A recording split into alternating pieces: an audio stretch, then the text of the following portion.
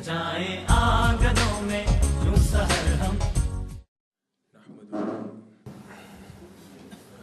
ونصلي ونسلم على رسوله النبي الأمين المقين الحنين الكريم الرؤوف الرحيم أما بعد فأعوذ بالله من الشيطان الرجيم بسم الله الرحمن الرحيم وَإِذْ قَالَ مُوسَى لِفَتَاهُ لَا أَبْرَحُ حَتَّى أَبْلُغَ مَجْمَعَ الْبَحْرَيْنِ أَوْ أَمْضِيَ حُقُبًا صدق اللہ مولانا العظیم۔ امیر تحریک منہاج القرآن علامہ صاحبزادہ مسکین فیض الرحمن درانی صاحب، ڈائریکٹر فورن افیئرز راجہ جمیل اجمل صاحب، علامہ فرحت عباس شاہ صاحب، ڈائریکٹر منہاج ایجوکیشن سوسائٹی، علامہ شاہد لطیف صاحب، ڈائریکٹر ویلفیئر بخاری صاحب، دیگر قائدین تحریک منہاج القرآن، علماء کرام، تمام تر ممبران CWC منہاج القرآن اور آج کی اس مجلس میں شریک تمام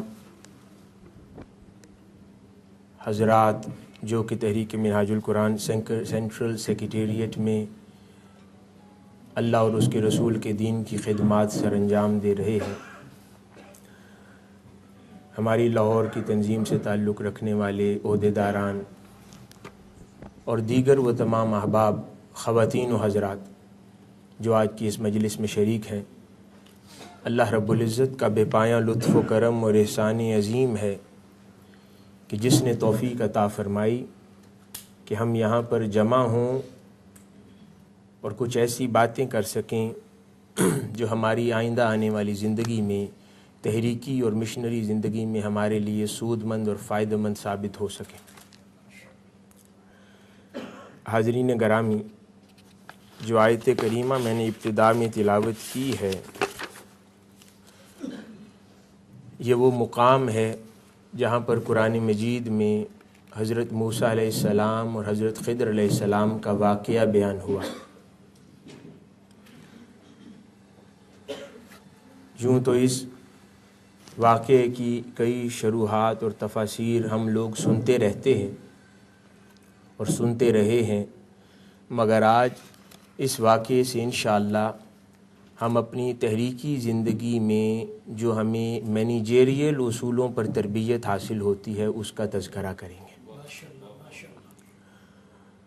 اور مشن کی زندگی گزارتے ہوئے مستحوی انقلاب کی منزل کی طرف جب چلتے ہیں اور سفر گامزن ہوتا ہے تو جو مراحل آتے ہیں اور جن چیزوں کو امپورٹنس حاصل ہے یا جن پر ہمیں توجہ دینی چاہیے، وہ ہمیں یہ واقعہ قرآن مجید سے تعلیم کرے گا انشاءاللہ۔ جو آیت کریمہ میں نے ابتدا میں تلاوت کی، اس میں اللہ رب العزت نے ارشاد فرمایا کہ اور وہ واقعہ بھی یاد کیجئے جب موسیٰ علیہ السلام نے اپنے جوان سال ساتھی اور خادم یوشع بن نون سے کہا، میں پیچھے نہیں ہٹ سکتا یہاں تک کہ میں 2 دریاؤں کے سنگم کی جگہ تک پہنچ جاؤں یا مدتوں چلتا رہوں۔ اب یہ بڑا اہم پہلو ہے۔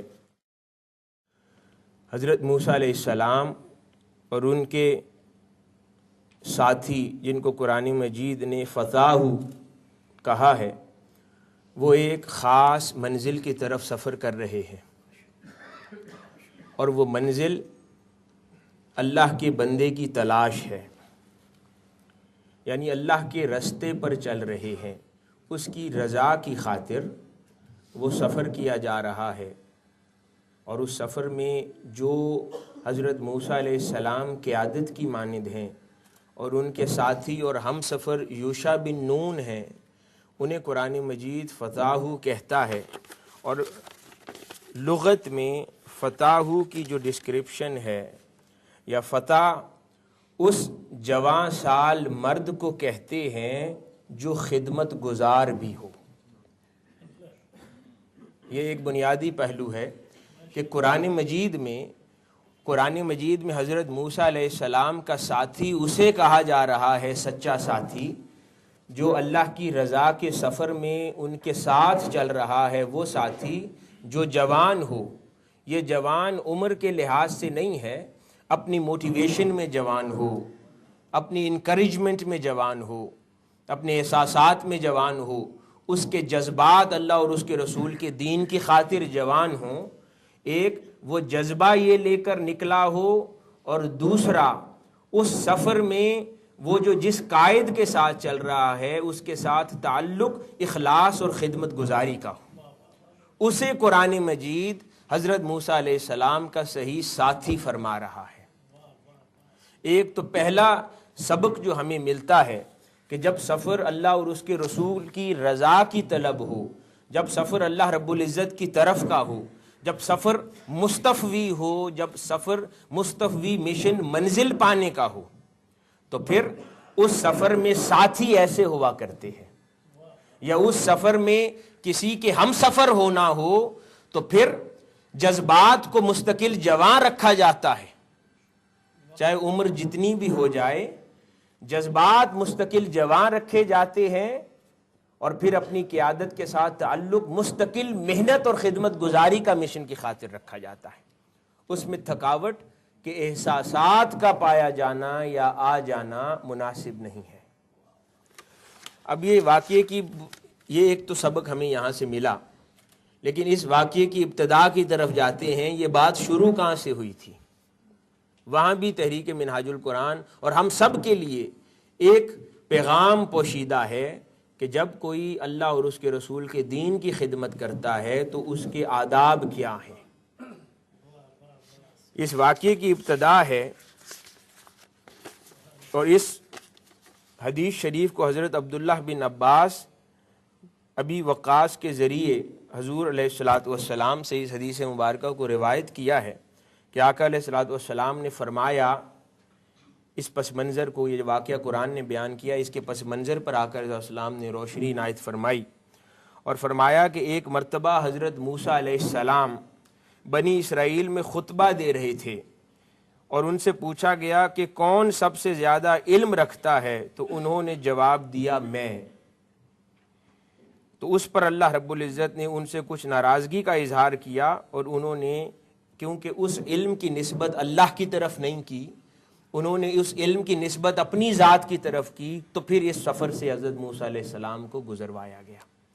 یہاں پر ایک سبق ہمارے لیے یہ بھی ہے کہ جب ہم مشن کی خدمت کرتے ہیں، ہزارہا مائل سٹون ایسے آتے ہیں جو ہر ناظم ہو، ہر ورکر ہو، ہر کارکن ہو، وہ اپنی جگہ پر اپنے اس ڈپارٹمنٹ پر انچارج ہونے کے ناطے وہ اچیو کرتا ہے، لیکن اگر دل میں کہیں یہ خیالات پیدا ہونے لگ جائیں کہ کیونکہ اس مہم پر یا اس ڈپارٹمنٹ پر میں ہی انچارج تھا، اس وجہ سے اللہ رب العزت نے یہ کامیابی عطا کی ہے، تو پھر اس سے ہمیں قرآن مجید سے ہی اس بات کا سبق مل رہا ہے۔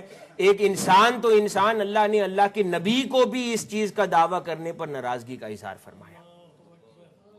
تو اس لیے جو بھی شے اچیومنٹ کی شکل میں ہم تک پہنچے، بے شک وہ اللہ اس کے رسول کی عطا سے دی گئی صلاحیتوں کے نتیجے میں ہوتی ہے، لیکن اس کو پھر سے لوٹا دیا جائے، اس عطا کا اجر یا اس عطا کی نسبت اللہ اور اس کے رسول کی طرف، اس قیادت کی طرف اور تحریک منہاج القرآن کی طرف کر دی جائے کہ یہ سارا تحریک منہاج القرآن کا فیض ہے، تحریک منہاج القرآن کی اللہ کی بارگاہ میں قبولیت ہے کہ جس کے اثرات پوری دنیا پر ہمیں یہ نظر آ رہے ہیں۔ یہ اللہ رب العزت کی توفیق شامل حال تھی تو یہ سب کچھ کیا۔ جب تک اس ترقی اور اس مشن کے سفر میں انسان کی توجہ کا مرکز اللہ اور اس کے رسول کی رضا رہتی ہے اور اس کی گردن جھک کے اپنی کاموں پر نہیں پڑتی، اس وقت تک خیر رہتی ہے۔ جب انسان کی نظر جھک کر اپنے نفس کی طرف پڑنے لگ جائے کہ یہ جب سے میں بنا ہوں یہ امپروومنٹس ہیں، یقیناً احتساب کرنا چاہیے، لیکن کوشش یہ کرنی چاہیے کہ اس نسبت کو لوٹا دے اللہ اور اس کے رسول کی طرف کہ اس کی توفیق سے ہوا ہے۔ اگر میری صلاحیت پر ڈیپینڈ ہوتا تو شاید میں یہ کام نہ کر سکتا۔ تو یہ ایک اور ادب کا پہلو ہمیں یہاں سے ملتا ہے۔ اس کے بعد حاضرین گرامی آگے واقعے کی طرف چلتے ہیں، اور جیسے جیسے انشاءاللہ واقعہ آگے بڑھتا جائے گا ویسے ویسے ہمیں اپنی تنظیمی اور تحریکی زندگی میں وہ سٹیپ وائز آداب سمجھ آتے جائیں گے انشاءاللہ۔ ہم نے اس واقعے کو کئی نظریوں سے، پچھلے دنوں میں نے اس حوالے سے گفتگو فیض کے حوالے سے بھی اس واقعے کو لیا تھا، پر انشاءاللہ آج بالکل مینیجریل پوائنٹ آف ویو سے انشاءاللہ اس کو لیں گے۔ اس کے بعد اگلا پہلو کہ جس میں حضرت موسیٰ علیہ السلام ارشاد فرماتے ہیں، اور وہ واقعہ بھی یاد کیجئے جب موسیٰ نے اپنے جوان سال ساتھی اور خادم یوشع بن نون سے کہا میں پیچھے نہیں ہٹوں گا یا نہیں ہٹ سکتا یہاں تک کہ میں دو دریاؤں کے سنگم کی جگہ تک پہنچ جاؤں۔ اب یہ اپروچ ہونی چاہیے۔ جب ہم مستوی انقلاب کی منزل کا تعین کر کے یا اس کا ارادہ کر کے چلتے ہیں تو پھر اپروچ یہ ہے کہ جب تک منزل نہیں مل جاتی میں نہ تھکوں گا نہ پیچھے ہٹوں گا، کیونکہ جب منزل بڑی ہوتی ہے تو ارادے بھی بڑے ہوتے ہیں۔ جب منزل بڑی تعین کر لیتے ہیں تو پھر اس سفر کے لیے حوصلہ بھی بڑا کرنا پڑتا ہے، اور جب تک منزل مل نہیں جاتی اس وقت تک سفر جاری رہتا ہے۔ 1,00,000 مسائل و علام آتے ہیں سفر کے اندر، لیکن اگر ہر منزل اور ہر مائل سٹون پر انسان تھک جائے اور یہ کہے کہ نہ جانے منزل کب نظر آئے گی، ابھی تک نگاہوں سے اوجھل ہے، تو یہ قرآن کا اسلوب نہیں ہے۔ انبیاء کرام کا ہر کام امت کے لیے سنت ہوتا ہے، اور نبی کی خود سنت یہ ہے کہ وہ اللہ کی عطا کردہ اور دکھائی گئی منزل تک جب تک پہنچتے نہیں ہیں اس وقت تک کہتے ہیں میں چلتا رہوں گا اور تھک کر نہیں بیٹھوں گا، کیونکہ یہ دو دریاؤں کے سنگم کی منزل بھی اللہ رب العزت نے عطا فرمائی تھی انہیں، کیونکہ فرمایا جب سفر دکھایا کہ ہاں موسیٰ میرا بندہ ہے جس کو میں نے کچھ خاص علم لدنی سے نوازا ہے، وہ تجھے اس مقام پر ملے گا جہاں پر دو دریاؤں کا سنگم ہوگا۔ اب ایک اور بڑی پیاری بات سمجھ آئی کہ منزل ہمیشہ وہاں پر ملتی ہے جہاں پر دو دریاؤں کا سنگم ہوتا ہے، کسی ایک رستے سے نہیں ملتی ہے۔ اگر آج دنیا میں امت مسلمہ کے زوال سے نکلنے کا بھی کوئی سبب پوچھے تو ہمارے قائد نے جو منزل دکھائی ہے وہ بھی یہی ہے کہ جہاں پر دنیا کے علوم اور دین کے علوم یکجا ہو جائیں گے وہاں پر امت مسلمہ کی منزل ہے۔ اسی طرح تحریک منہاج القرآن کی بھی منزل وہی ہے جہاں پر ہر کارکن، ہر عہدیدار، ہر رہنما جب اس کا اخلاص اور محنت یکجا ہو جائیں گے وہاں پر تحریک منہاج القرآن کو اس کی منزل مل جائے گی۔ کئی بار کارکن صرف اخلاص کے ساتھ چلتا ہے، محنت اس درجے کی نہیں ہوتی تو بھی منزل نہیں ملتی۔ کئی بار بہت زیادہ محنت ہوتی ہے لیکن اخلاص اس درجے کا نہیں ہوتا تو بھی منزل نہیں ملتی۔ تو مرج البحرین کا جو ذکر قرآن میں آیا ہے وہ اشارہ اس طرف ہے کہ منزل وہاں ہے جہاں پر دو دریاؤں کا سنگم ہے۔ تو تحریک منہاج القرآن کے ہر رفیق کے لیے محنت اور اخلاص جب یہ دو اپنے کمال پر پہنچ کر مل جائیں وہاں پر تحریک منہاج القرآن کو انشاءاللہ منزل مل جائے گی۔ تو اس وقت تک یہ سفر جاری رکھنا ضروری ہے اور اپنا احتساب کرتے رہنا ضروری ہے کہ اگر منزل نہیں ملتی، اچیومنٹ نہیں ہو رہی، بے شمار مائل سٹونز آتے ہیں لیکن انسان کہتا ہے اتنی کامیابی نہیں ملی، تو سمجھ جائے ابھی وہ دریاؤں کے سنگم تک پہنچا نہیں ہے، کوئی ایک رستہ ابھی اس نے کم طے کیا ہے، یا اخلاص زیادہ ہے محنت کم ہے، یا محنت زیادہ ہے اور مشن اور اللہ اس کے رسول کے رستے پر اخلاص کم ہے۔ اس لیے وہ دونوں جب مل جائیں تو پھر وہاں پر منزل مل جاتی ہے۔ یہاں تک کہ آپ کرنٹ بھی جب حاصل کرتے ہیں نا، آپ کو چارج کب ملتا ہے؟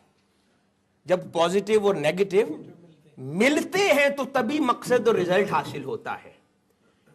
ہر زندگی کے عمل میں آپ غور کریں گے آپ کو مرج البحرین کی سمجھ آ جائے گی۔ ہر جہاں پر رزلٹ درکار ہے وہاں پر دریاؤں کا سنگم ہونا ضروری ہے، قرآن نے قانون بنا دیا۔ اسی طرح ہر شے میں منزل تب ملتی ہے یا منزل وہاں پر ہوتی ہے، اچیومنٹ وہاں پر ہوتی ہے جہاں دریاؤں کا سنگم ہو جاتا ہے۔ اور ایک اور اسلوب جو حضرت موسیٰ علیہ السلام نے ہمارے لیے بیان فرما دیا کہ جب کوئی بڑی منزل کی تلاش میں اور اللہ کی اور اس کے رسول کی رضا کو منزل مان کر جب کسی مشن پر چلتا ہے تو پھر نہ تھکاوٹ ہے نہ کوئی اور احساس ہے، اور انسان اس وقت تک چلتا رہتا ہے جب تک منزل نہیں ملتی۔ اللہ کا نبی خود کہتا ہے میں اس وقت تک چلتا رہوں گا اور رکوں گا نہیں جب تک میں ان دو دریاؤں کے سنگم تک پہنچ نہیں جاتا۔ اب اگلے حصے پر آتے ہیں کہ پھر جب وہ دونوں دو دریاؤں کے درمیان سنگم پر پہنچے تو وہ دونوں اپنی مچھلی، ایک مچھلی نشانی لے کر چلے تھے، وہ بھی اللہ رب العزت نے انہیں حکم فرمایا تھا، کیونکہ حضرت موسیٰ علیہ السلام نے پوچھا اے مولا میں پہچانوں گا کیسے اس مقام کو جہاں پر تیرا بندہ ملے گا؟ تو حضرت موسیٰ علیہ السلام کو اللہ رب العزت نے فرمایا اے موسیٰ ایک تلی ہوئی مچھلی ساتھ لے لے، جہاں پر وہ زندہ ہو کر پانی میں اپنا رستہ بنا لے وہاں پر میرے اللہ میرا بندہ، میرا خاص بندہ ملے گا تجھے۔ تو جب وہ ان دو دریاؤں کے سنگم پر پہنچے تو دونوں اپنی مچھلی وہیں بھول گئے، پس وہ تلی ہوئی مچھلی زندہ ہو کر دریا میں سرنگ بنا کر سرنگ کی طرح اپنا رستہ بناتے ہوئے نکل گئی۔ ایک اور یہاں پر پہلو ہے، کوئی 100 سوال انسان کے ذہن میں پیدا ہوتے ہیں کہ حقیقی منزل کیا ہے یا حقیقی اچیومنٹ کیا ہے زندگی میں۔ بڑی آسان ڈیفینیشن قرآن نے ہمیں دی ہے۔ زندگی میں ایک تو مصطفی انقلاب کی بڑی منزل ہے جو ہم دیکھتے ہیں، جس کا خواب حضور شیخ الاسلام نے دیکھا، ہمیں عطا فرمایا۔ اب اس کو ہم دیکھتے رہتے ہیں کہ وہ پھر اس کی راہ میں بے شمار مائل سٹونز اچیومنٹس آتی ہیں جو ہم کرتے چلے جاتے ہیں۔ اب ایک سوال پیدا ہوتا ہے کہ حقیقی منزل کا تعین کہاں ہوگا جہاں پر روح اور آپ کی سیٹسفیکشن کے جذبات زندہ ہو کر گواہی دیں گے کہ ہاں اللہ اور اس کے رسول کے رستے پر کچھ اچیو کیا ہے۔ وہ مچھلی کا زندہ ہونا ہے کہ جہاں پر دریاؤں کا سنگم ہو جائے اور منزل ملے، وہاں پر روح کی سیٹسفیکشن اور وہ احساس زندہ ہو کر گواہی دیتا ہے کہ ہاں اللہ اور اس کے رسول کے رستے پہ اب تو نے کچھ اچیو کیا ہے۔ اگر 1,00,000 کامیابیاں دنیا کو دکھانے کے لیے سمجھ آ جائیں، آپ کا دل کبھی آپ کو جھوٹی گواہی نہیں دے گا۔ یہ الگ بات ہے کہ آپ 1,00,000 بار لوگوں سے جھوٹ کہہ دیں کہ میں نے یہ اچیو کیا، آپ کے دل کو اندر خبر ہوگی کہ یہ فراڈ ہے۔ جب دل زندہ ہو کر سچی گواہی دے گا کہ ہاں تحریک منہاج القرآن کے لیے یہ میں نے حقیقی معنوں میں اچیومنٹ کی ہے، تو وہ دل زندہ ہوگا، اس سیٹسفیکشن کے جذبات زندہ ہوں گے، آپ کی روح گواہی دے گی ان جذبات پر۔ یہ وہ مچھلی کا زندہ ہونا ہے کہ جب محنت اور اخلاص کے ان دو دریاؤں کا سنگم جس مقام پر ہوا، اس مقام پر روح زندہ ہو گئی، آپ کے دل کے سیٹسفیکشن زندہ ہو گئی، وہ جذبات زندہ ہوئے اور انہوں نے گواہی دی کہ ہاں یہاں پر محنت اور اخلاص ملا اور تیری یہ منزل ہے، تو نے وہ منزل پا لی۔ اور پھر جب وہ دونوں آگے بڑھ گئے تو موسیٰ علیہ السلام نے اپنے خادم سے کہا کہ ہمارے کھانا ہمارے پاس لاؤ، بے شک ہم نے اپنے اس سفر میں بڑی مشقت کا سامنا کیا ہے۔ جب وہ آگے گزر گئے تو پھر بھوک کا احساس انہیں اس سے ستانے لگا۔ اب وہ بھوک کا احساس جو ستانے لگا وہ اللہ رب العزت کی طرف سے ان کو یاد دہانی اور مدد آئی۔ جب تک منزل تک پہنچے نہیں تھے بھوک ستاتی نہیں تھی۔ یہ ایک اہم نکتہ ہے۔ ہم لوگ اگر کوئی سچا کارکن ہو اور جذبات رکھتا ہو منزل پانے کے لیے، تو پھر جب تک منزل ملتی نہیں ہے نہ زندگی میں آسائش ہوتی ہے، نہ آلائش ہوتی ہے، نہ بھوک ستاتی ہے، نہ آرام کی طلب ہوتی ہے، کیونکہ سچے جو منزل کے مسافر ہوتے ہیں، مصطفی انقلاب کے مسافر ہوتے ہیں، ان کا زندگی کا ہر چین، ہر سکون اس منزل کی خاطر ہوتا ہے، اور انہیں وہ بھوک اور آرام کی طلب ستاتی نہیں ہے، کیونکہ وہ مگن ہوتے ہیں اس ایک کام میں، گم ہوتے ہیں۔ حاضرین گرامی، یہ جو جنون ہوتا ہے کسی کام کا، کبھی اولیاء اللہ سے پوچھو، حضرت صابر کلیہ سے پوچھو کہ وہ جنون عشق کا کیا ہوتا ہے اس منزل کی خاطر کہ وہ 6 ماہ تک اللہ کے دیدار میں ایسے گم تھے کہ ان کے پاؤں کے اوپر گھاس بڑھ کر اتنی بڑھ گئی کہ ان کے پاؤں چھپ گئے، نہ بھوک کا احساس نہ کچھ۔ سب سے بڑھ کر ہر بات چھوڑو، تاجدار کائنات صلی اللہ علیہ وآلہ وسلم سے اس محبت اور اس عشق اور منزل کا احساس پوچھو کہ غار حرا 40 دن جاتے اور سامان کھجورے اور پانی لے کر جاتے اور 40 دن کبھی بھوک کا احساس نہ ستاتا۔ اگر کوئی جاننا چاہے کہ پھر اصل تڑپ کسے کہتے ہیں، اصل تڑپ اسے کہتے ہیں کہ زندگی کے احساسات خواہشات ختم ہو جاتی ہیں جب تک منزل مل نہیں جاتی، کیونکہ منزل ایک جنون بن کر زندگی کا حصہ بن جاتی ہے۔ صبح و شام انسان کے اس منزل میں گزرتے ہیں، تو بھوک نے اس وقت تک نہ ستایا جب تک منزل تک پہنچے نہ تھے۔ پھر حاضرین گرامی اس کی ایک اور شرح ہے، وہ یہ کہ انہوں نے پھر کھانا مانگا کہ اب بہت مشقت کر لی سفر میں، اب میرا کھانا لاؤ۔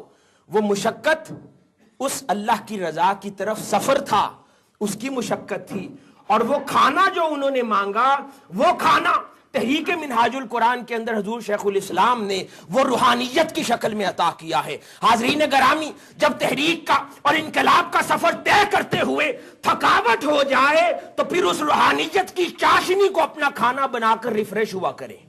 ہم نے وہ کم کر دیا ہے۔ ایک زمانہ تھا تحریک منہاج القرآن کے اندر ایک موٹیویشن لیول ہمیشہ رہا کرتا تھا، حضور شیخ الاسلام کی موجودگی تھی، ہر ہفتے میں شب بیداریاں سجا کرتی تھی، وہ روحانی خوراک ہر مشن کے سفر پر تھکنے والے کو دی جاتی تھی، وہ پھر سے اسے ریفریش کر دیتا تھا۔ جب سے ہم نے اس روحانی خوراک اور اس کھانے کو ایک مشقت کے بعد اپنے زندگی سے جدا کر کے رکھا ہے، تب سے ہماری زندگی میں وہ فریشنس واپس نہیں لوٹتی۔ اس کو پھر سے زندہ کریں، اپنی محافل کا انعقاد پھر سے کیا کریں۔ اگر وہ ماہانہ ختم الصلاۃ ہوتی ہے تو اس کو رسمی نہ بنائیں، اس کو واقعی اس قابل بنائیں کہ ہماری روحانی خوراک بنے، اور اس کی شرکت اس طرح اپنے اوپر لازم کیا کریں۔ یہ بھی نبی کی سنت ہے کہ جب سفر کرتے تھک جاؤ تو پھر کھانے سے اپنے آپ کو ریفریش کرو، اور تحریکی زندگیوں میں کارکنوں کی خوراک اس سفر میں وہ روحانی چاشنی ہوا کرتی ہے، چند محبت کی باتیں ہوا کرتی ہیں، کچھ جنون کی باتیں ہوا کرتی ہیں، ان کو خوراک بنائیں اپنی، اور پھر سے اس ماحول کو زندہ کریں۔ جب خوراک روحانیت نہ رہے تو پھر دنیاوی خوراک اس حصے پر قبضہ کرنا شروع کر دیتی ہے۔ اگر اس روحانی خوراک کی جسمانی ضرورت اگر آپ روحانیت سے پوری کرتے رہیں تو پھر مٹیریلزم حملہ نہیں کرتی۔ اگر اس روحانیت کو چھوڑ دیں پھر اس خوراک کی کمی کو مٹیریلزم پورا کرنے آ جاتی ہے، کیونکہ ہر شخص کو جب ایک زندگی میں تحریک کا سفر جاری ہوتا ہے، ہر انسان پر تھکاوٹ آتی ہے۔ اس تھکاوٹ کو دور کرنا ایک انسانی فطرت ہے، اس کی قلب کی سیٹسفیکشن ہوتی ہے، ایک احساس اس کو کمپلیٹنس کا ہونا چاہیے، تو اس کو ریفریش کر دیتا ہے۔ اب وہ کمپلیٹنس کا احساس دو طریقوں سے ہمیشہ پورا ہوتا ہے، یا مٹیریلسٹک گینز سے یا روحانیت کے ذریعے۔ اگر اس احساس کو پورا کرنے کے لیے رستہ مٹیریلسٹک گینز اپنا لیں گے تو اس کی کوئی حد نہیں ہے۔ اگر اس خوراک کو پورا کرنے کے لیے اگر آپ ضرورت کو اللہ اور اس کے رسول کی محبت وہ روحانی چاشنی بنا لیں گے تو وہ مسئلہ حل ہو جائے گا۔ بے شمار لیڈرز ہیں، حضور شیخ الاسلام نے فرمایا سیاسی جب انقلاب اور سٹرگلز چلتی ہیں، کئی نان مسلمز اور کافر لوگ بھی تھے، ہر شخص تھک جاتا ہے۔ تو کسی نے سوال کیا حضور شیخ الاسلام سے کہ وہ لوگ بھی محنت کرتے ہیں، آپ بھی محنت کرتے ہیں، وہ اپنی تھکاوٹ اتارنے کے لیے 100 قسم کی ڈرگز لیتے ہیں، ڈرنکنگ کرتے ہیں، تو آپ کا کیا معمول ہے؟ انہوں نے فرمایا کہ میں اپنی خوراک اللہ اس کے رسول کی محبت سے وہ تقویت ملتی رہتی ہے۔ تو وہ خوراک اپنائیں جو ہمارے قائد نے اپنائی ہے اپنے آپ کو ریفریش کرنے کے لیے۔ دنیاوی خوراکوں میں کچھ نہیں ہے، دنیاوی خوراکیں آپ کے جسم میں داخل ہوں گی کیونکہ اللہ نے آپ کا جسم ان خوراکوں کے لیے نہیں بنایا۔ اگر بنایا ہوتا تو آپ کو اس کام میں نہ ڈالتے، کیونکہ اللہ نے اس کام کے لیے آپ کو چنا ہے، آپ کو وہ خوراک کبھی ہضم نہیں ہوگی۔ 100 مشکلات اور زندگی کی پریشانیوں کا سامنا شروع ہو جائے گا۔ کئی لوگ کہتے ہیں نا کہ چوری دوسرے بھی کرتے ہیں لیکن وہ نکھر جاتے ہیں، چوری ہم بھی کرتے ہیں، ہم پر بدبختی اور مسلط ہو جاتی ہے، کیونکہ اللہ نے آپ کو اس کام کے لیے چنا نہیں ہے۔ اگر آپ پر خدا پریشانی مسلط نہ کرے تو آپ اس سفر پر آگے بڑھتے جائیں گے، کبھی آپ کو احساس نہیں ہوگا، کیونکہ اللہ آپ کو چاہتا نہیں ہے کہ آپ اس سفر پر جائیں۔ اللہ نے آپ کا حصہ اس سفر پر نہیں لکھا، اس لیے آپ کو پریشانیوں میں مبتلا کرتا ہے تاکہ آپ اس سے لوٹ آئیں اور اپنی خوراک روحانیت کے اندر تلاش کریں، کیونکہ خدا نے آپ کو اس نیک کام کے لیے چنا ہے۔ بات وہ نہیں ہے جو اس سفر پر جاتے ہیں ان کو تو لمبی ڈھیل مل جاتی ہے، وہ اس میں بڑھتے چلے جاتے ہیں۔ جن کو خدا اس رستے پر پریشان کر دے تو وہ سمجھ لے کہ خدا نے وہ رستہ اس کے لیے بنایا نہیں ہے، وہ خدا کا محبوب ہے، مقرب ہے، خدا اس کو چاہتا ہے کہ اس دنیا داری کے رستے سے لوٹ کر آخرت کی طرف آ جائے۔ تو یہ بنیادی طور پہ وہ خوراک کا کنسپٹ ہے جو حضرت موسیٰ علیہ السلام نے حضرت یوشع بن نون سے مانگی، جو ان کے وہ ساتھی تھے جو خدمت گزار بھی تھے اور اپنے جذبات میں جواں سال بھی تھے۔ پھر آگے جب انہوں نے پوچھا تو اس پر حضرت یوشع بن نون عرض کرنے لگے کہ کیا آپ نے نہیں دیکھا جب ہم نے پتھر کے پاس آرام کیا تھا تو میں وہاں مچھلی بھول گیا تھا، اور مجھے یہ کسی نے نہیں بھلایا سوائے شیطان کے۔ اگلا حصہ، کوئی کتنا بھی آگے بڑھ جائے، اب یہ ایک اللہ کا نبی اللہ کے نبی سے کہہ رہا ہے کہ مجھے یہ کسی نے نہیں بھلایا سوائے شیطان کے۔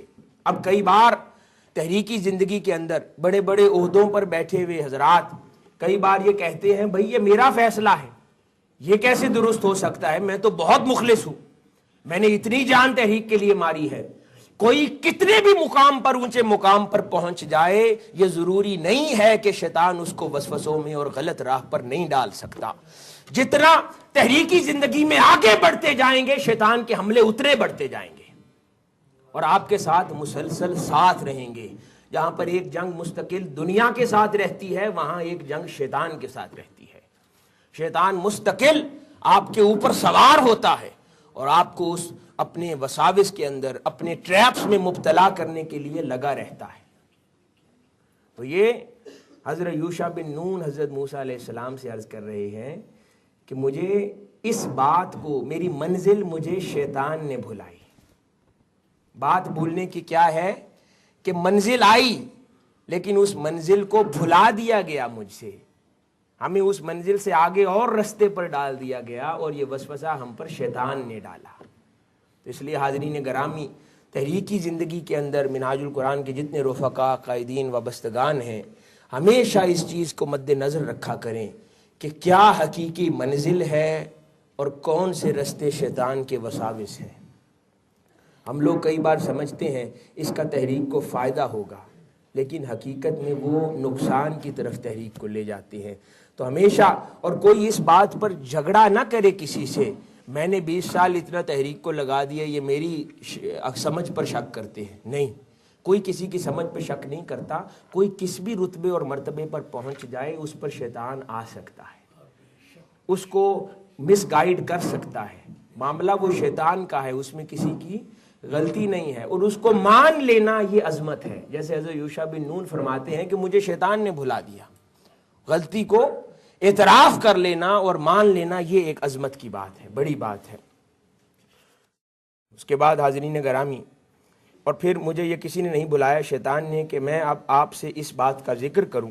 اس کے بعد کہا حضرت موسیٰ علیہ السلام نے کہ یہی وہ مقام ہے ہم جسے تلاش کر رہے تھے، کہ جہاں پر مچھلی نے زندہ ہونا تھا، روح کو تسکین ملنی تھی، اور جہاں پر دریاؤں کا سنگم تھا، تلاش کر رہے تھے۔ اس مقام پر واپس پلٹ آئے تو ان دونوں نے وہاں ہمارے بندے، اور پھر الفاظ ہیں کہ پس وہ دونوں اپنے قدموں کے نشانات پر وہی راستہ تلاش کرتے ہوئے اس مقام پر واپس پلٹ آئے۔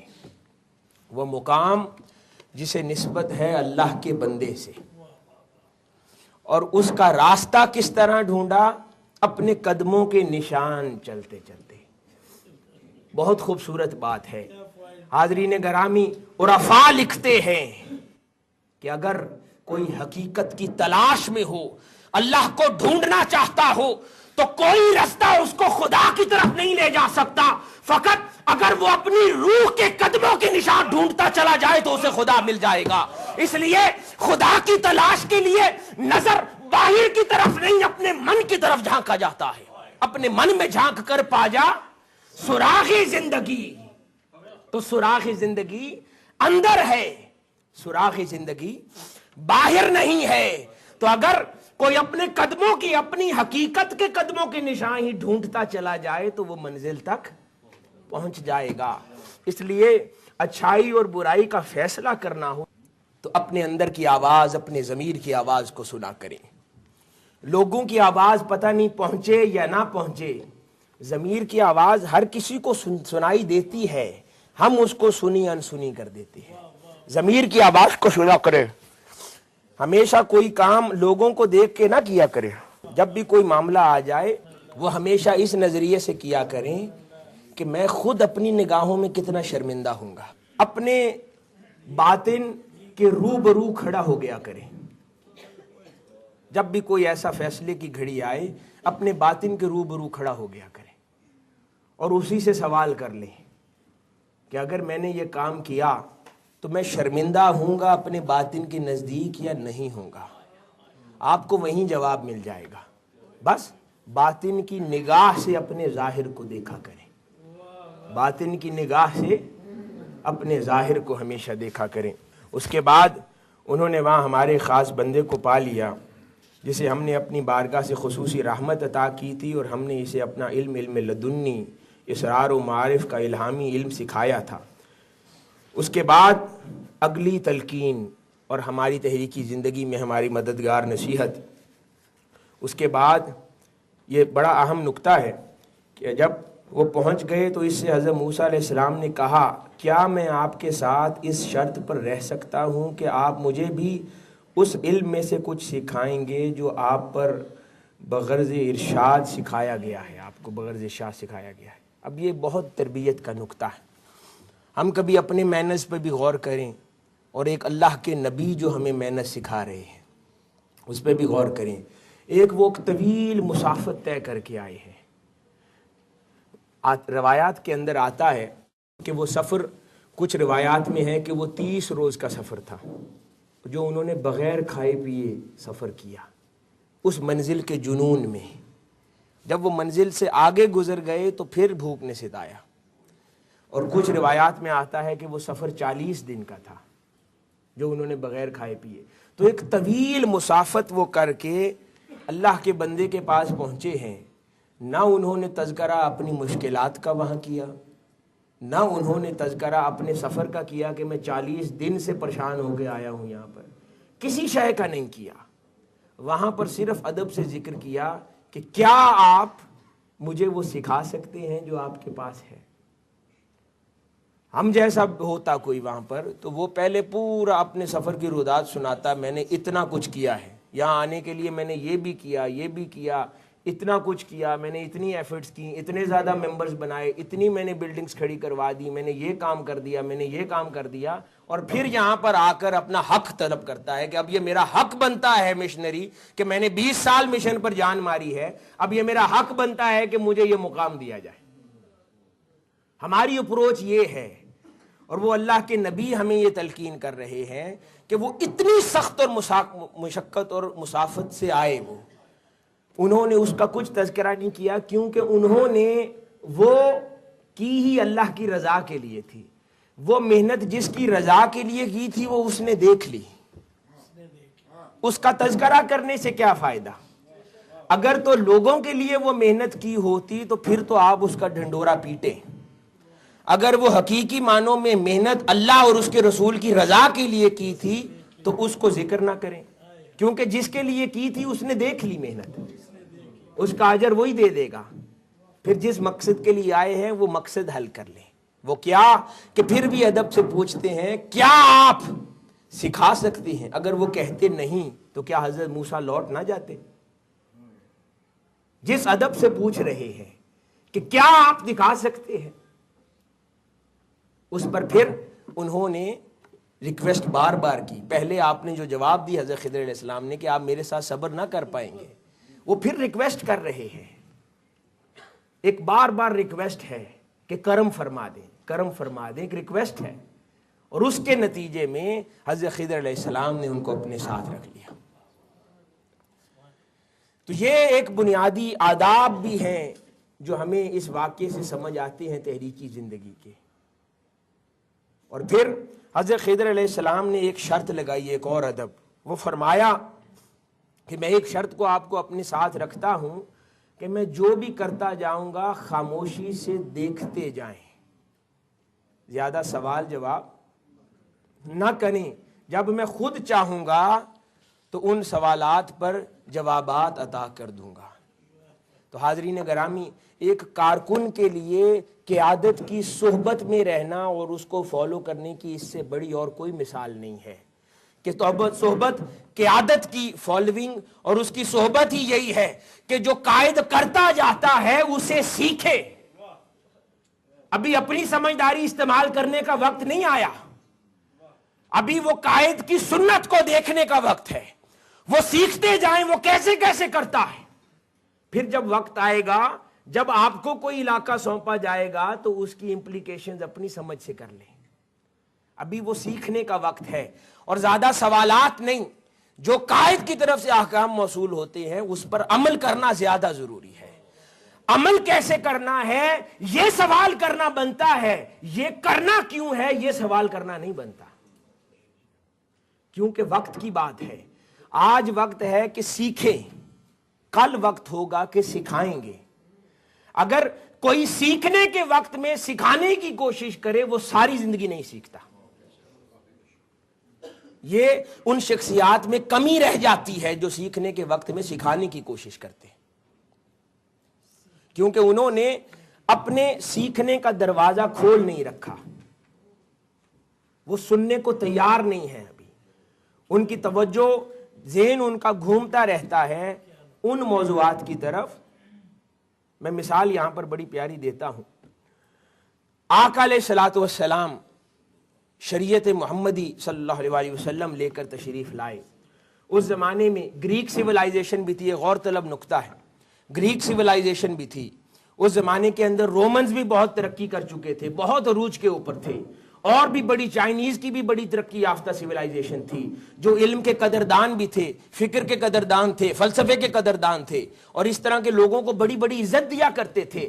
پھر اللہ رب العزت نے اپنے سب سے پیارا دین اور اپنے سب سے پیارا محبوب محمد مصطفیٰ صلی اللہ علیہ وآلہ وسلم، ان دونوں کو ایک ایسے طبقے میں کیوں بھیجا جو سب سے جاہل تھا، جن کو نہ فلسفے کی فکر کی سمجھ تھی، نہ کسی اور چیز کی خبر تھی، بالکل جہالت کے اندر تھا، بدو قوم تھی۔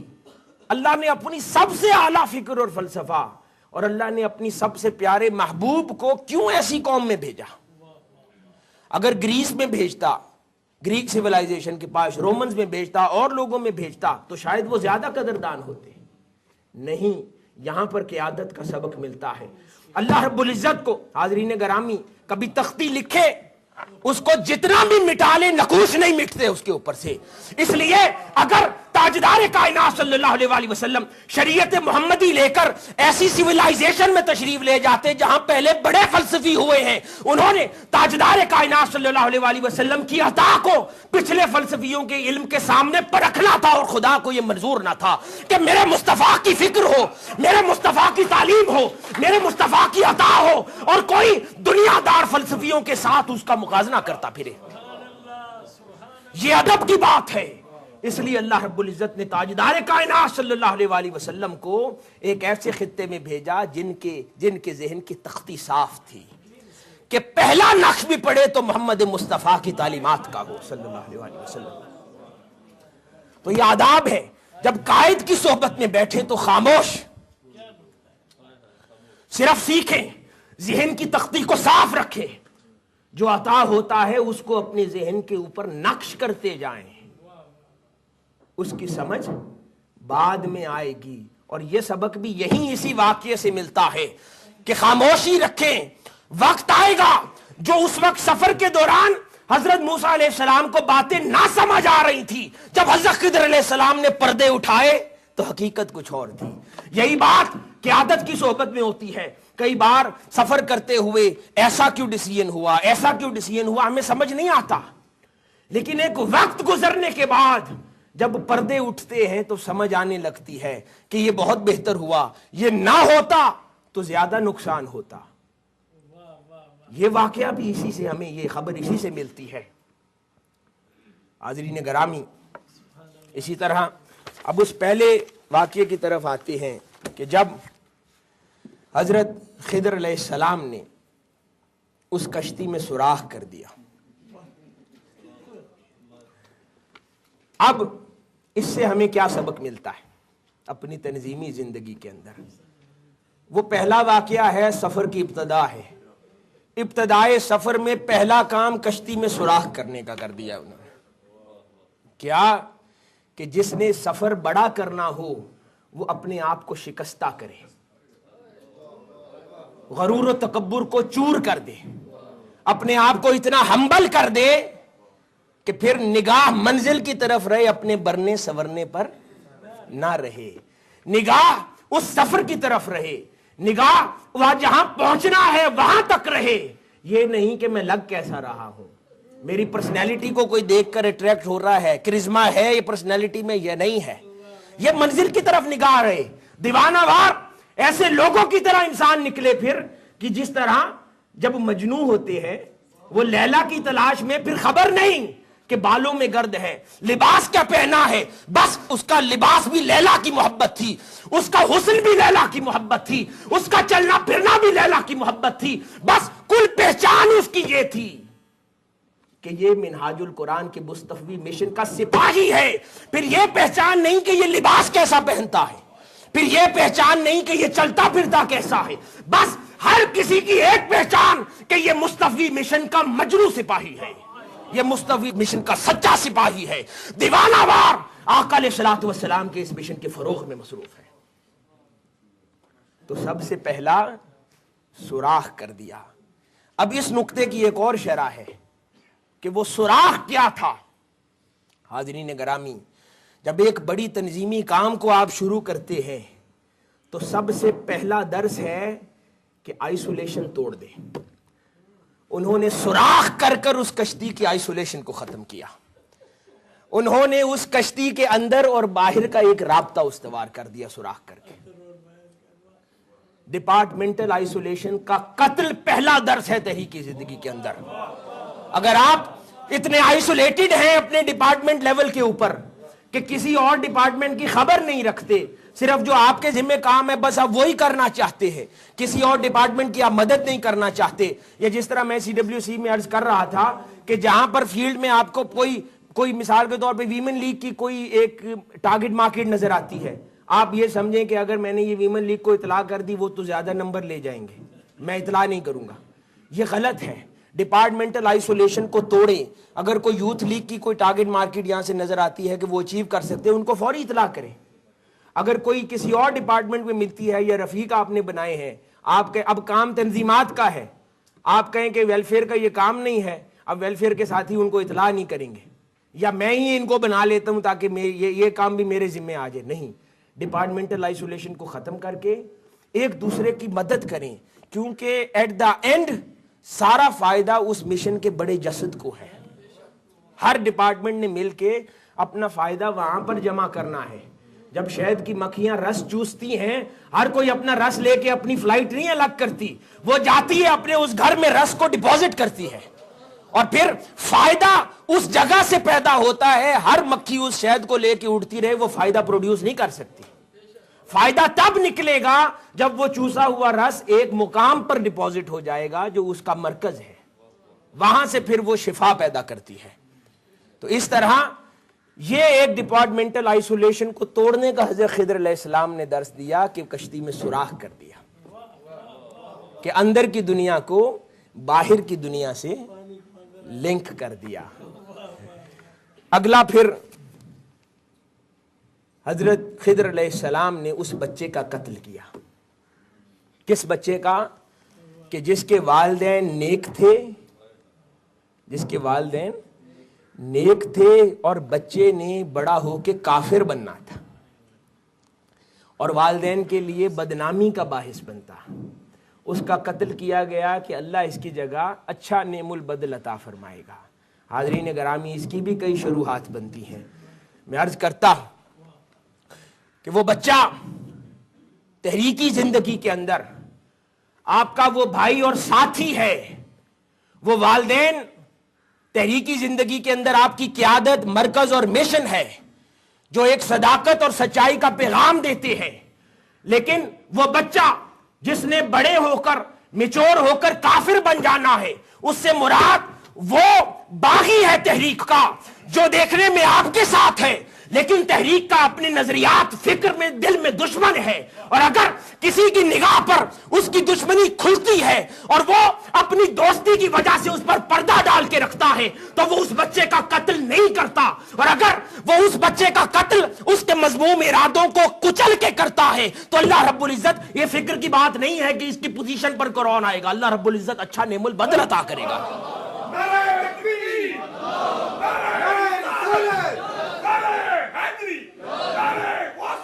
اس لیے بہت سارے اقدامات یوں کیے جاتے ہیں کہ غلطیاں فلاں شخص کی سامنے ہیں، لیکن اس سے کام نہ لیا تو کس سے کام لیں گے؟ قرآن کہتا ہے اگر مذموم ارادوں کا بر وقت قتل کیا جائے تو اللہ رب العزت اچھا نعم البدل دیتا ہے۔ تو پریشانی کی ضرورت نہیں ہے، برائی پر کمپرومائز نہیں کیا جاتا، ایسی برائی جو مشن کے لیے بدنامی کا باعث بنے، ایسی برائی جو مشن کو نقصان پہنچانے کا باعث بنے، نااہلیاں برداشت ہوتی ہیں، بغاوت اور دشمنی مشن کے ساتھ برداشت نہیں ہوتی۔ اس لیے ایسی برائی پر کمپرومائز نہیں جو دین اور مشن کے لیے بدنامی کا باعث ہو۔ نااہلی پر کمپرومائز ہو سکتا ہے، موقع دیں گے وہ بہتر کرے گا پرفارم، لیکن جو دل میں دشمن ہو تحریک کا، یا اپنے مفادات کو مقدر اور مقدم جان کر تحریک کے مفادات کو پسے پشت ڈالے، اس کے مذموم ارادوں کا قتل ہی بہتر ہے، تاکہ اللہ رب العزت اس کی جگہ پر بہتر قیادت اور بہتر نعم البدل عطا کرے۔ یہ تحریکی زندگی میں ہمیں اس بچے کے قتل میں سے بات سمجھ آتی ہے، نعم البدل، اچھے نعم البدل کے لیے۔ تیسری چیز کہ وہ ایک علاقے میں پہنچے جہاں پر اس علاقے والوں نے ان کی مہمان نوازی نہیں کی، ان کے ساتھ اچھا سلوک نہیں کیا، لیکن اس علاقے کی ایک گرتی دیوار تھی، اس کو انہوں نے پھر بھی کھڑا کر دیا۔ اس سے بھی ہمیں تحریکی زندگی میں بڑا پیارا سبق ملتا ہے۔ وہ کیا کہ اگر اپنی زندگی کے اندر آپ اپنے معاملات اور جو کام آپ نے کرنا ہے اگر وہ دوسروں کے برتاؤ پر منحصر کریں گے تو زندگی بھر کچھ بہتر نہیں کر سکیں گے۔ جو کام مشن کے لیے یا تحریکی زندگی میں آپ نے کرنا ہے وہ کریں، چاہے دوسرا بہتر سلوک رکھے یا نہ رکھے۔ اگر کسی ڈپارٹمنٹ کے انچارج سے آپ کی بنتی نہیں ہے، لیکن اس ڈپارٹمنٹ کا کوئی کام آپ کو نظر آیا ہے جس سے تحریک کو فائدہ ہے، آپ کہیں جب تک وہ انچارج اوپر بیٹھا ہے میں اس ڈپارٹمنٹ کے کوئی کام نہیں دکھاؤں گا ان کو، تو یہ آپ تحریک کو نقصان پہنچا رہے ہیں۔ یہ قرآن اس کا لیسن دیتا ہے کہ گاؤں والوں کا برتاؤ جیسا بھی تھا، وہ دیوار کھڑی کرنے آئے تھے، وہ دیوار کھڑی کر کے گئے، انہوں نے اپنا کام کیا جو لے کر آئے تھے ذمہ داری۔ کسی کے برتاؤ کے اوپر اپنے کاموں کو منحصر نہ کریں، اپنے مشن، اپنے کام، اپنے نظریات، اپنے سوچ کو الگ رکھے، ہمیشہ کسی کے رویے کو اثر انداز اپنے کام پر نہ ہونے دیں۔ اس سے مطلب تو یہ ہوا اس نے رویہ برا کیا تو آپ نے رویہ برا کر لیا، اس نے رویہ اچھا کیا تو آپ نے رویہ اچھا کیا، تو حقیقت میں تو وہ شخص آپ کو کنٹرول کر رہا ہے،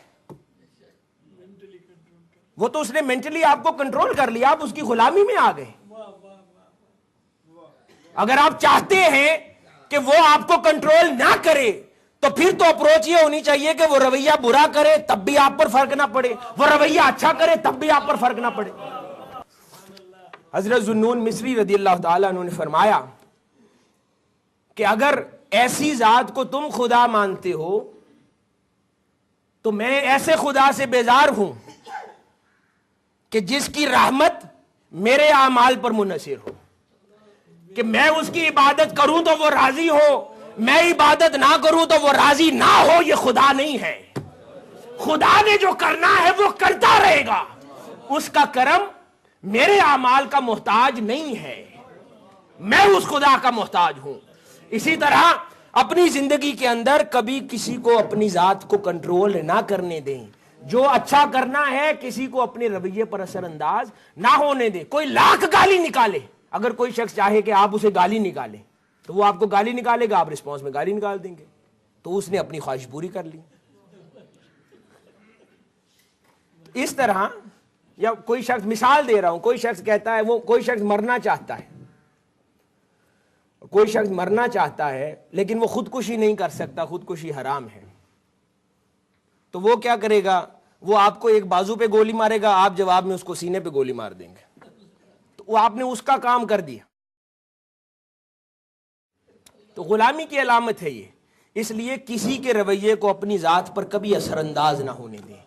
اگر آپ اچھا کام کرنے کے لیے آئے ہیں تو ہر حال میں اچھا ہی کرتے رہیں، اور کسی کے رویے کے حساب سے چلیں گے تو پھر یہ قرآن کے بھی اگینسٹ ہے اور یہ دین کی خدمت بھی نہیں ہے۔ ہمیشہ اس کو ذہن میں رکھا کریں کہ کسی کو اپنی ذات کو کنٹرول نہ کرنے دیں۔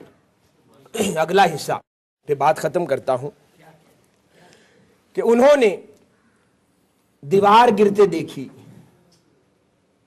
اور اس دیوار کے نیچے کیا تھا؟ مال، خزانہ تھا جو کسی کا تھا، اور وہ کام کر رہے تھے اللہ کی رضا کی خاطر۔ دیوار کس کی رضا کی خاطر کھڑی کی جا رہی ہے؟ اللہ کی رضا کی خاطر، اور اس کام کے دوران ان کو خزانہ نظر آیا۔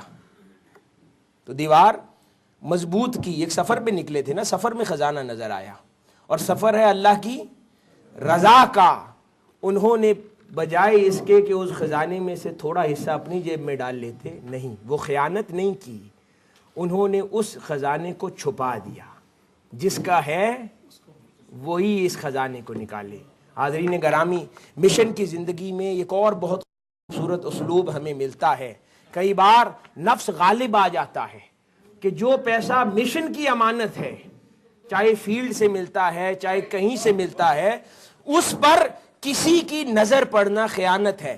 چاہے اللہ کی رضا کے لیے آپ ہی اس پہ کام کر رہے ہیں، اس سفر پہ آپ ہی نکلے ہیں، لیکن اس مال پر تحریک پوری کا حق ہے، کسی ایک کا حق نہیں ہے۔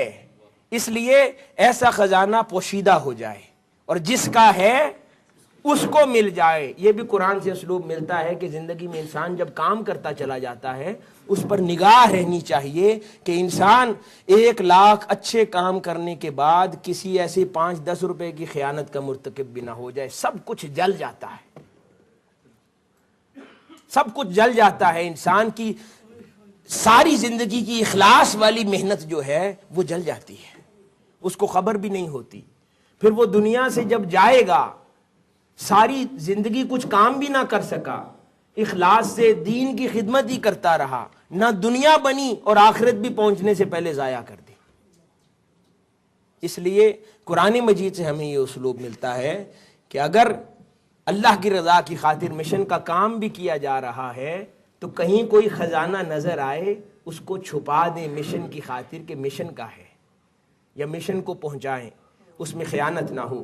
تو حاضرین گرامی، یہ کچھ نکتے تھے اس واقعے سے جو ہمیں کئی بار ہم نے سنا، حضرت خضر علیہ السلام اور موسیٰ علیہ السلام کا واقعہ، اور کئی جہتوں سے سنا۔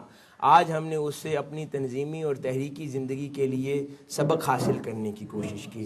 میں بات ختم کرنے سے پہلے صرف ایک سمرائز پوائنٹس کر دیتا ہوں تاکہ ہم ان کو ذہن نشین رکھیں ہمیشہ، اور ہمیشہ گفتگو جب ہو، جب سنا کریں کسی کو بھی، اس سے کچھ حاصل کرنے کی کوشش کیا کریں، اور وہ حاصل تب ہے جب اس میں سے کچھ بھی پرسنٹیج ہم زندگی کا حصہ بنا لیں۔ اگر نہیں بنا سکتے تو پھر سنانے والے کا ٹائم بھی ویسٹ، سننے والے کا ٹائم بھی ویسٹ۔ اب میں سمرائز عرض کر دیتا ہوں۔ پہلی چیز کہ جب بھی کوئی اچیومنٹ زندگی میں ہو، واقعے کی ترتیب سے انشاءاللہ عرض کر رہا ہوں کہ جب کوئی بھی زندگی میں مشن کی خدمت میں کوئی اچیومنٹ ہو، اس کی نسبت اللہ، اس کے رسول کی عادت اور تحریک کی طرف کر دیں۔ وہ آپ کے نفس کے لیے بہتر ہے۔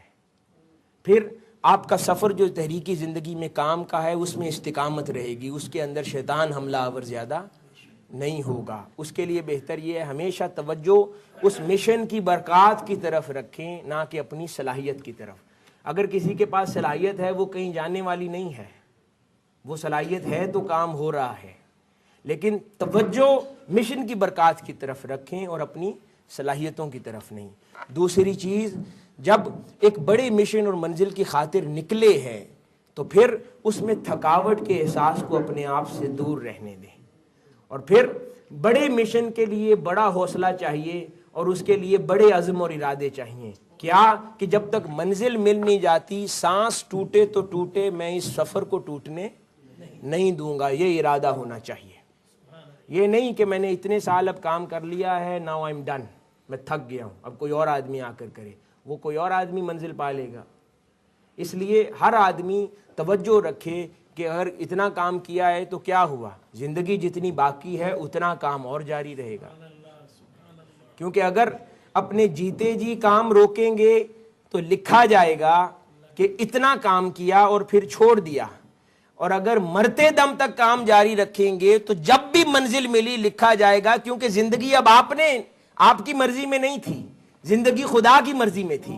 لیکن آپ نے جتنی زندگی خدا نے دی تھی ہر لمحہ کام کیا، تو پھر منزل جب تک ملے گی آپ میں ہمیشگی لکھی جائے گی کہ ہمیشہ اس نے اس دین کی خدمت کی ہے.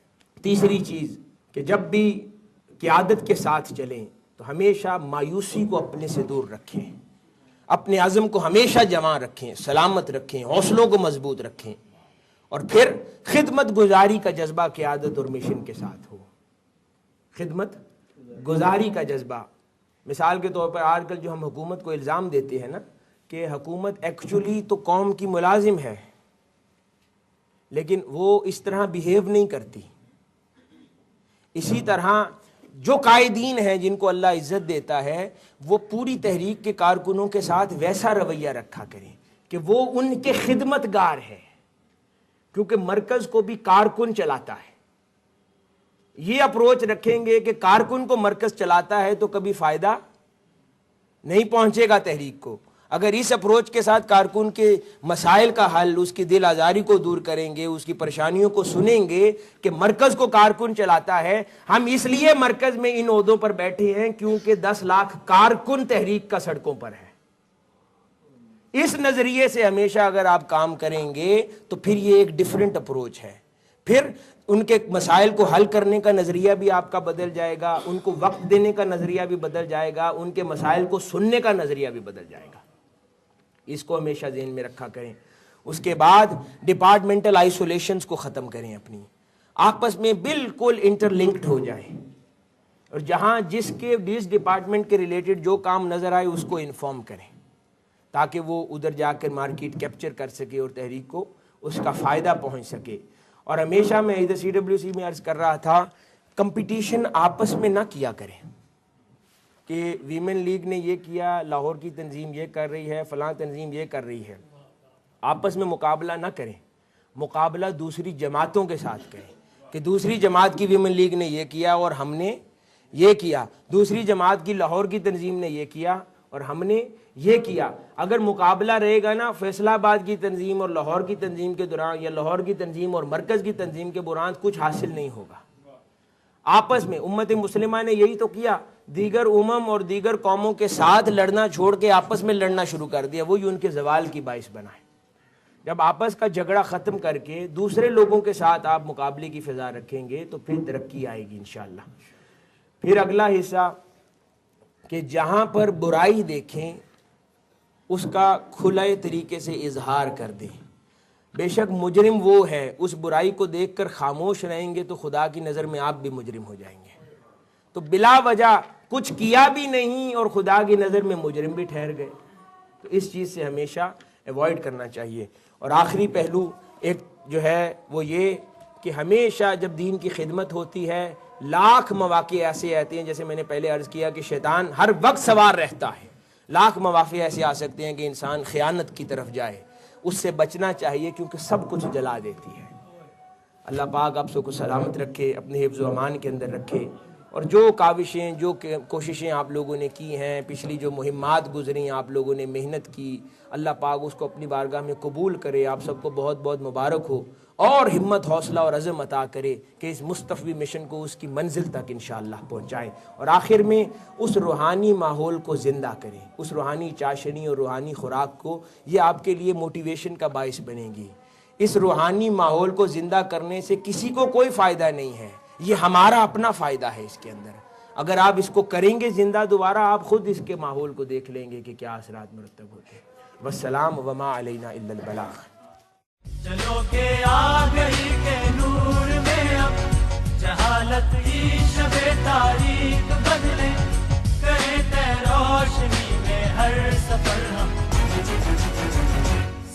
आए